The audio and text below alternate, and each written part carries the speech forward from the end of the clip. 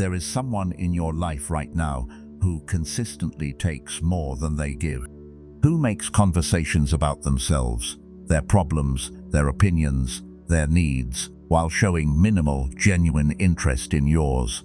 Who criticizes without constructive intent. Who manipulates without acknowledgement. Who creates chaos and then acts confused about why everything around them keeps going wrong. And you have tried everything. You have been patient. You have been understanding. You have extended the benefit of the doubt so many times that doubt itself has stopped being a reasonable position. You have tried ignoring them, but ignoring them does not stop them. You have tried confronting them, but confronting them only escalates. You have tried explaining yourself, but explaining yourself only gives them more material. And in the meantime, every interaction costs you something: your energy, your focus, your peace, the specific, irreplaceable hours of your finite life spent managing a dynamic that was never going to resolve on its own. This video is not about changing toxic people. They will not change because of anything you say. This video is about changing what happens inside you and what comes out of you when toxic behavior arrives. 7 responses, each one drawn from Stoic philosophy, each one psychologically precise, each one designed not to win an argument, but to end one. Not with aggression, not with cruelty, with the calm, complete, unshakable authority of someone who has decided that their peace is no longer available for negotiation. By the end of this video, you will have the exact words, and more importantly, the understanding of why they work. Here is the honest cost of toxic people that most self-help content will not name directly.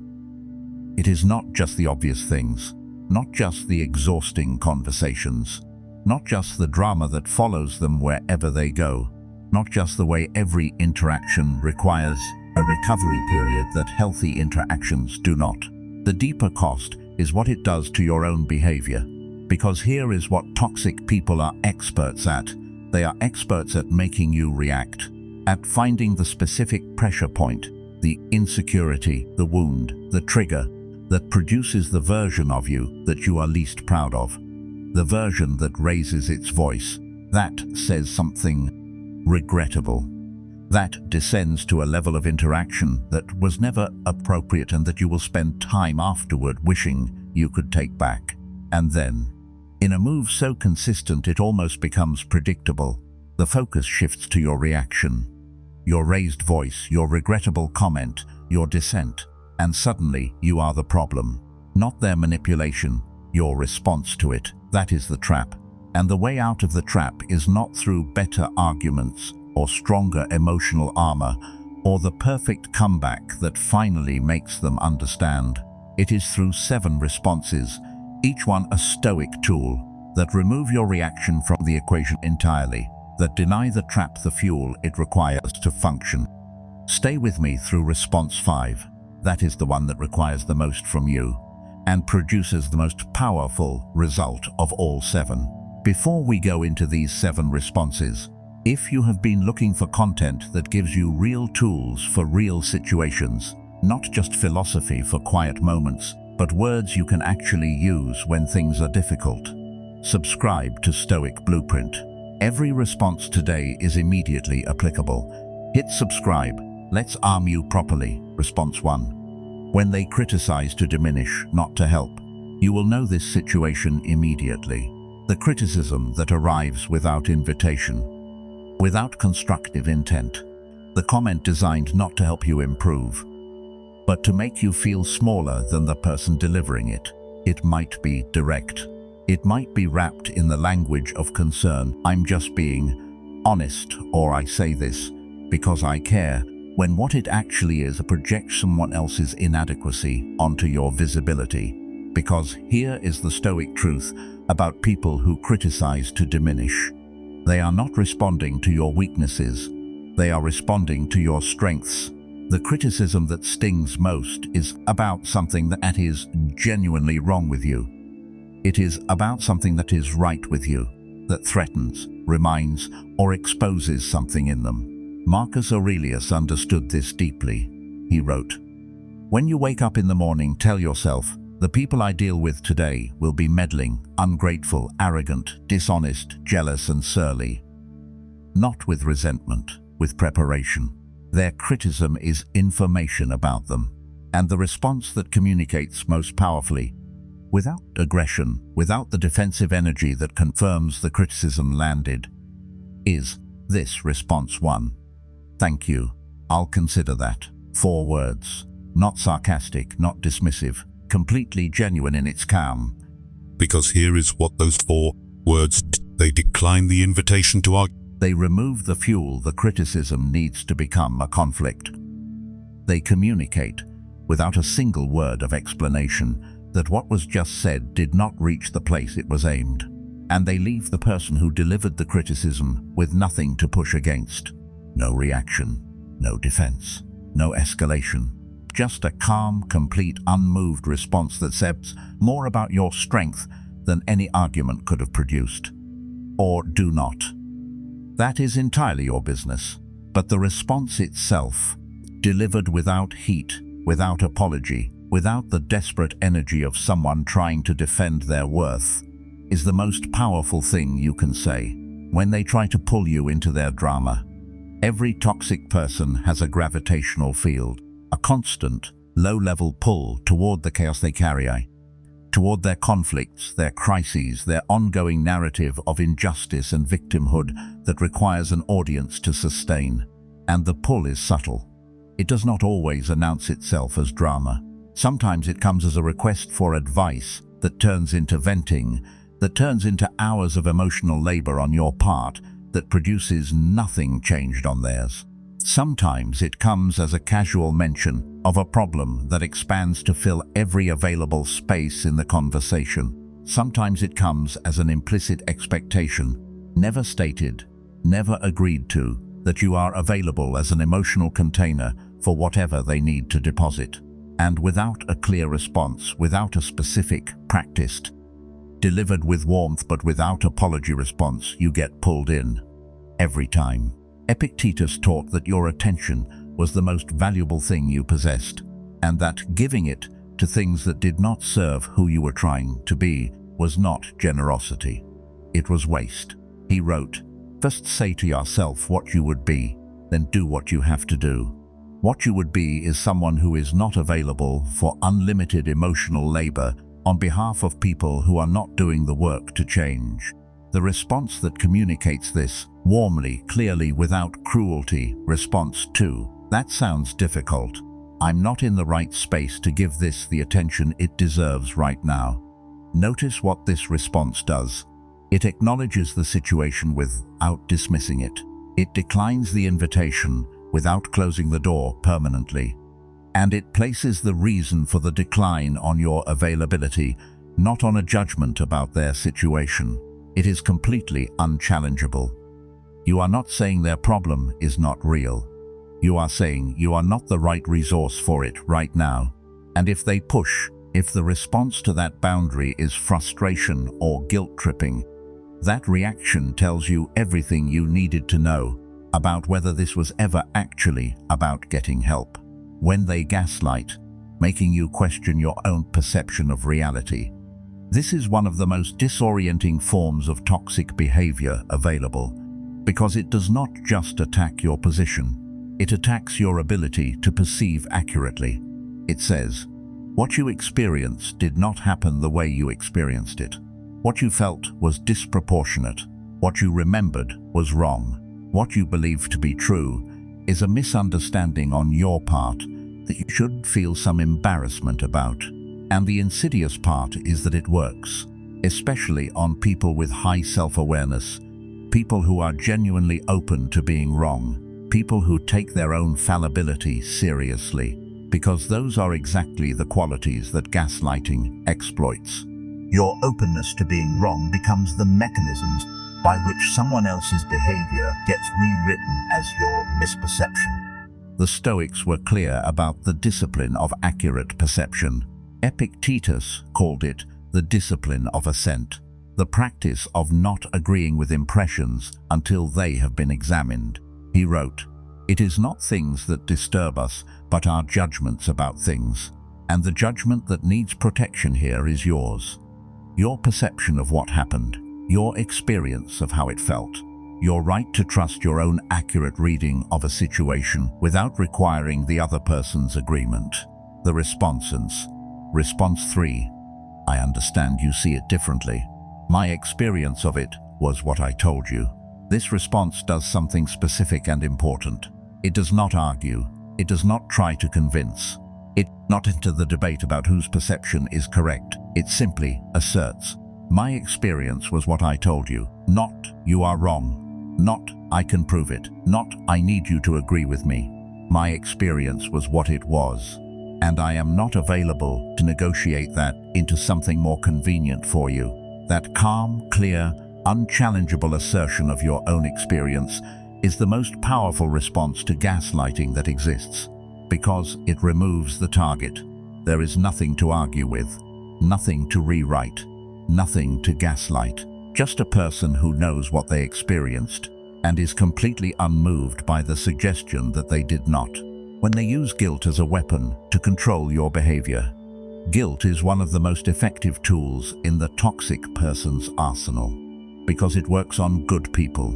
It requires a conscience to function, a genuine care about whether you have caused harm, a real investment in the well-being of people you are connected to. And the toxic person, consciously or not, has learned to exploit that conscience, to make their frustration with your boundaries feel like your moral failure, to make your decision to prioritize your own well-being feel like a betrayal of theirs, to make the simple act of saying no feel like an act of cruelty that requires extensive justification and possibly reversal. Seneca identified this dynamic with the precision of someone who had navigated high-stakes political environments for decades. He wrote, "Never value anything as profitable to yourself which will make you break your word or lose your self-respect. Self-respect is non-negotiable, and self-respect in the of guilt looks like this." Response 4. I hear that you're upset. This is still my decision. 2 sentences, separated deliberately.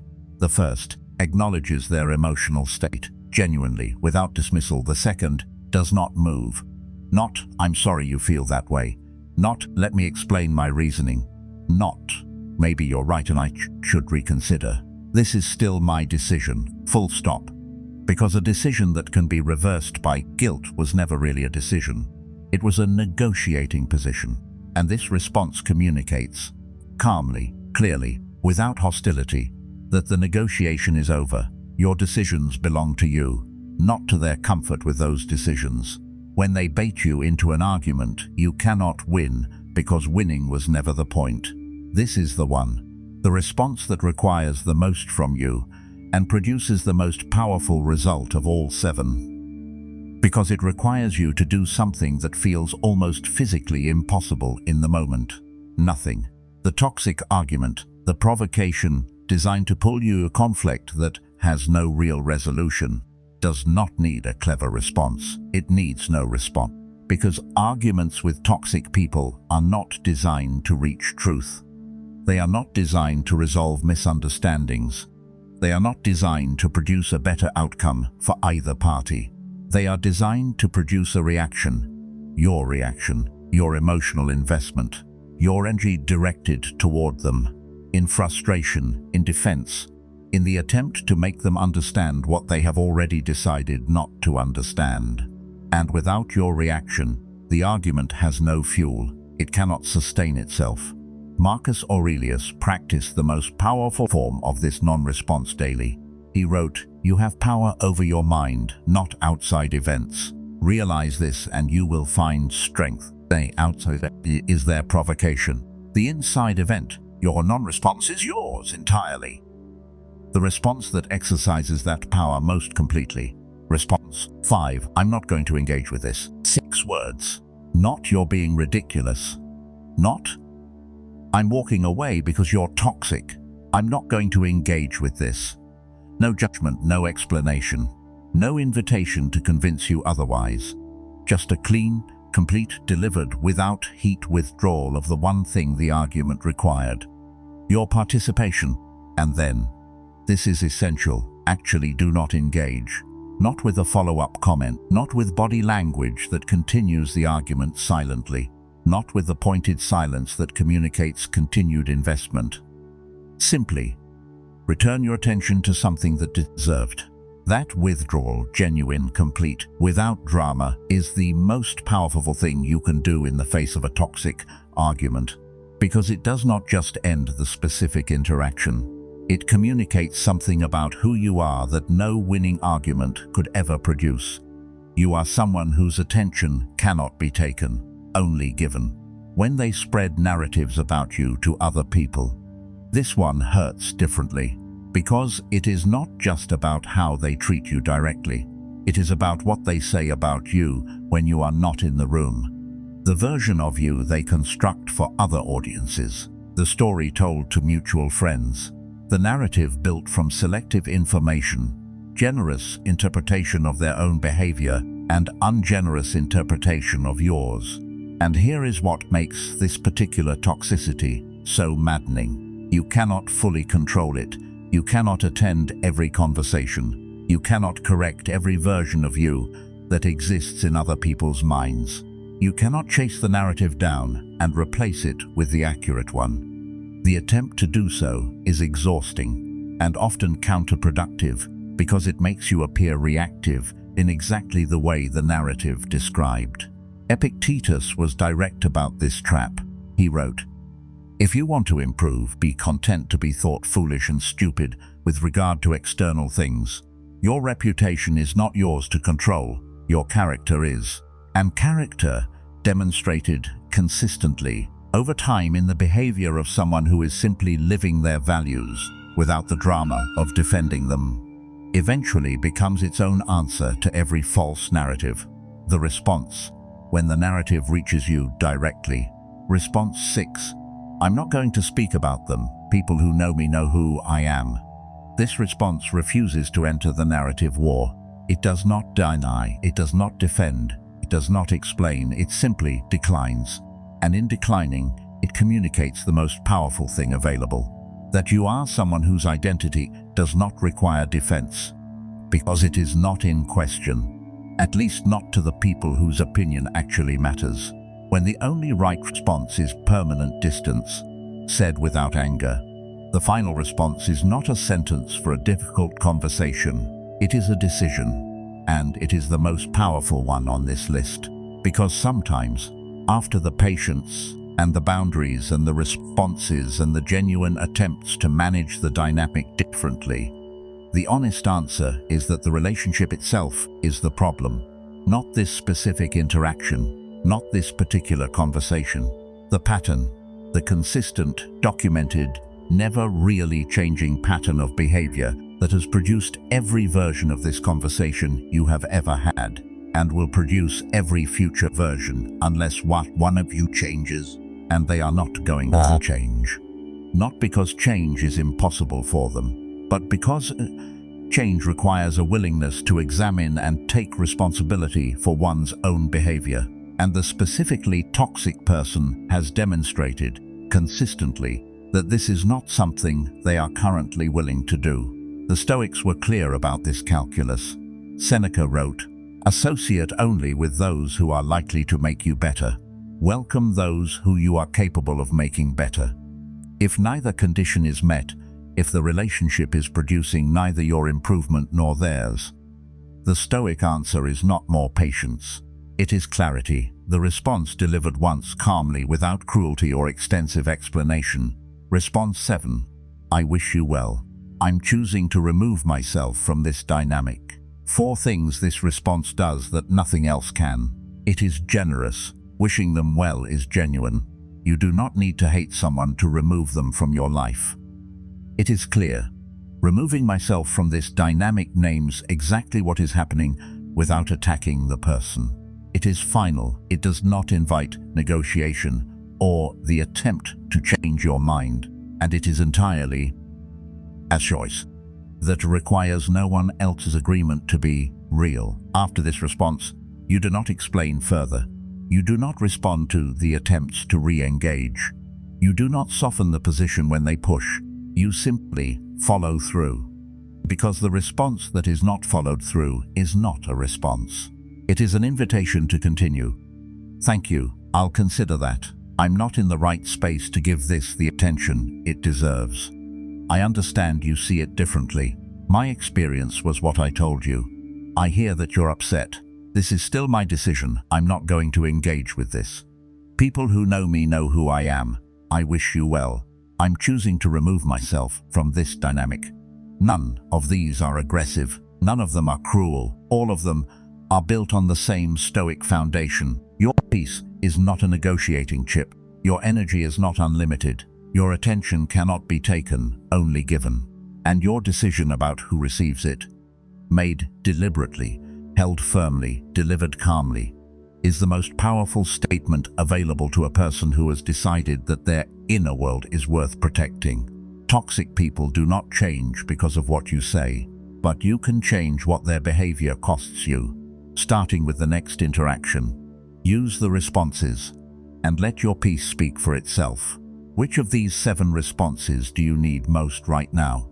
Drop the number in the comments, and if you have a response of your own that has worked, share it. 1 sentence. This community builds together. And if someone in your life needs these tools today, share this video with them. Sometimes the most important thing you can do for someone is hand them the words they could not find. This is Stoic Blueprint, built for the ones who protect their peace, deliberately, consistently, without apology. There is a video on the screen right now that goes even deeper. I will see you there.